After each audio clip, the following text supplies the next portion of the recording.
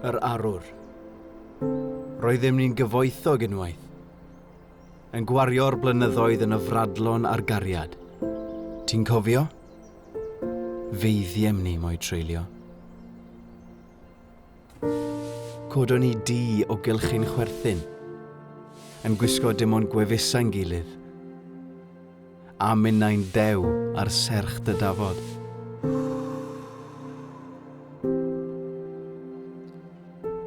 Ac un bore serth, daeth holl ryferthu'r byd yn ei hôl I ymosod ar fy nghalon noeth.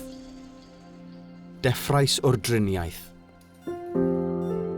Defnyddiwyd tiwbiau a gwifrau a pheriannau I bwytho'r galon yn ôl at ei gilydd.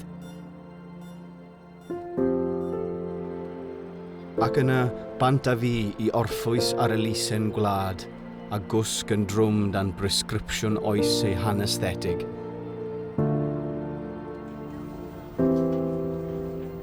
Aeth llais y fenyw fel draen I mewn I'm mhen, a chwestiynau tri ar y tro fel hoelion, wrth I ddilenwi bylchau a chroesau o waed I weld a oedd y dyn hwn a'i galon frau yn heiddi'r fraint o gael estyn ei law I boced bryn lawn y wladwriaeth.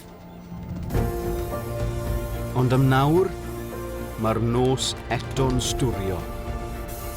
Felly peintia fy enw ar gerddediad y gwynt I glistiau'r sêr gael clywed, mae fi. Fi yw Daniel Blake.